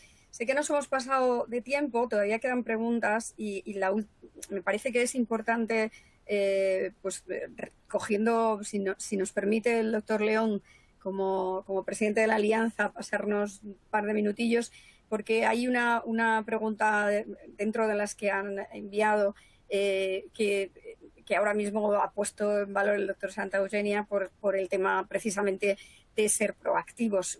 Hay una compañera que pregunta a Inmaculada Escriche si le ha llamado mucho la atención que ninguno de los ponentes han hablado de atención primaria, aunque si bien es cierto que yo quiero entender que sí se ha entendido que está la atención primaria, al menos en el documento de la atención a la cronicidad en Cataluña, está coordinado con el resto de las especialidades que intervienen, evidentemente. Y en este sentido, ella dice, mi pregunta va dirigida a la última ponente, ¿qué piensa de la atención recibida por parte de atención primaria en las diferentes demandas que tienen en relación a la nutrición? Yo quiero entender que lo que quiere preguntar es si ha recibido información en ese sentido más proactiva por su médico de atención primaria, si la reciben los pacientes oncológicos, o sigue siendo una demanda creciente esa proactividad que decía el doctor Santa Eugenia. A ver, cuando eres un paciente oncológico, ya en atención primaria, más allá de tramitarte la baja o activarte la medicación, queda un poco apartado. Entonces ya eres un paciente especial en el cual te tratan ya los equipos de los hospitales. Atención primaria, pues estaría maravilloso que estuvieran formados también en nutrición y nos pudieran aconsejar, pero en nuestro estado tiene que ser los profesionales de los equipos médicos de los hospitales quienes nos atiendan. Muy bien. Y hay otra de las preguntas, hace mención a qué papel jugaría, en este caso no necesariamente tiene que contestar Inmaculada, podéis contestar cualquiera. Es curioso porque dice, ¿cuál es la interferencia que puede tener el farmacéutico en esta temática? Más que interferencia, yo quiero entender cuál es el papel que pudiera jugar un farmacéutico en esta temática, ¿no? Podéis contestar cualquiera, si entendéis. Sí, mira, me gustaría contestarlo porque además he participado hace poco precisamente en un congreso que ha habido de oncología para farmacias y la verdad es que el papel del farmacéutico para nosotros, para los pacientes, está siendo vital. Es al que ves todas las semanas. O sea, si vieras la lista de medicación que tengo que tomar, cada semana tengo que los lunes pasar por la farmacia. Entonces, no es el que me va a dar los consejos nutricionales como tal, porque tiene que ser un profesional, pero sí que la farmacia es quien me va a estar recomendando y acaba siendo un poco tu amigo, tu confesor, tu psicooncólogo que te apoya y te puede ir recomendando. Siempre te va a recomendar, luego esas preguntas tú las vas a trasladar a tu médico, a tu oncólogo o a tu nutricionista, endocrino, quien sea el que te lleve, pero sí que es verdad que las farmacias para nosotros, para los pacientes, tienen un papel muy, muy importante. Luego, gracias, Inmaculada. En el chat hay la última pregunta, podemos decir, aunque sea una pregunta muy técnica, que yo creo que la pueden contestar la doctora Ballesteros o la doctora Pedescutia. Dice, buenas tardes, en caso de necesitar nutrición enteral, aparte de preferir dietas hipercalóricas e hiperproteicas, ¿es preferible usar las que llevan proteína entera o ya hidrolizada? No es mucho el objetivo de esta mesa, pero a lo mejor podemos dar una respuesta rápida, María. Bueno, pues depende, ¿no? La ventaja de la cantidad de fórmulas distintas que tenemos en nutrición es que podemos hacer un traje a medida para las circunstancias de cada uno de los pacientes, y a algunos pacientes les irá mejor una dieta hiperproteica convencional y otros necesitarán una proteína hidrolizada porque tendrán problemas de absorción derivados del propio tumor o del tratamiento que podrán favorecerse de este tipo de dietas. O sea, que lo que sí que tenemos que tener claro, creo, es que la intervención nutricional, como antes decía también, no recuerdo cuál de mis compañeros, no es dar un batido, es una cosa mucho más específica, igual que cuando uno tiene una infección, no es voy a ver si doy un antibiótico, sino que hay que buscar cuál es el antibiótico adecuado. Pues el tratamiento médico nutricional también hay que buscar cuál es el tratamiento idóneo para cada una de las situaciones clínicas, que en el caso de los pacientes oncológicos van a ser muy complejas y vamos a tener un abanico muy grande, tanto de situaciones clínicas como de nutriciones que van a ser más adecuados en cada una de las circunstancias. Pues yo creo que nos hemos pasado un poquito del tiempo, pero ha merecido la pena. Creo que hemos puesto en valor la necesidad de ser proactivos, como bien han dicho todos los ponentes en este sentido, para el cuidado de la atención nutricional de nuestros pacientes. También me parece que es muy importante recordar que es relevante, y Inmaculada nos lo ha dejado muy claro, trasladar la información relevante a los pacientes desde el principio del diagnóstico y dar un consejo nutricional adecuado y establecer los tratamientos médicos nutricionales para que podamos objetivar adecuadamente, monitorizar la adherencia y objetivar adecuadamente los resultados. Tenemos que monitorizar la adherencia, tenemos que ser capaces de poner en valor este tratamiento médico nutricional por los resultados que obtengamos. Y solo vamos a obtener resultados positivos, no si prescribimos, sino si realmente el paciente lo asume como el resto del tratamiento médico y se lo toma igual que le decimos que se lo tiene que tomar cualquier otra medicación que le ha dicho el oncólogo en cualquier otro momento. Entonces, agradecer por encima de todo a los ponentes, que han sido excelentes sus presentaciones, muy clarificadoras, muy abiertas al debate. Agradecer a la Alianza el que haya dedicado una mesa en esta semana de la desnutrición a nutrición y cáncer. Y le doy la palabra a Teresa García y al doctor Miguel León, para que hagan el cierre de este webinar. Muchas gracias. Muy bien, Julia. Pues nada, enhorabuena a todos los presentadores, a todos los ponentes, porque yo creo que desde su distinta perspectiva han aportado una información muy interesante para mejorar la atención nutricional en el paciente oncológico. Y sin más, pues agradezco a la Fundación ABOT la colaboración con la Alianza Más Nutridos, como siempre, para poder llevar a cabo este webinar con todo el personal que trabaja en la Fundación. Y en nombre de todos ellos, pues le agradezco a Teresa García pues, esta colaboración, y le cedo la palabra pues, para que ella pueda pues, clausurar este webinar. Muchas gracias, doctor León. Por mi parte, simplemente y desde la Fundación ABOT, agradecer sinceramente el trabajo de la Alianza, agradecer a todos los ponentes su tiempo hoy en el webinar, a los miembros de la Junta de Gobierno, a los casi 40 expertos que trabajan desde las 17 comunidades autónomas y que conforman el grupo interterritorial, a todas las sociedades científicas que conforman también la Junta Directiva y, por supuesto, a la Plataforma de Organización de Pacientes que ha colaborado también y que participa en esta lucha contra la desnutrición relacionada con la enfermedad. Así que muchas gracias. Y trabajamos ya para la del 22, para la del 2022, por supuesto. Muy bien. Muchas gracias, Teresa.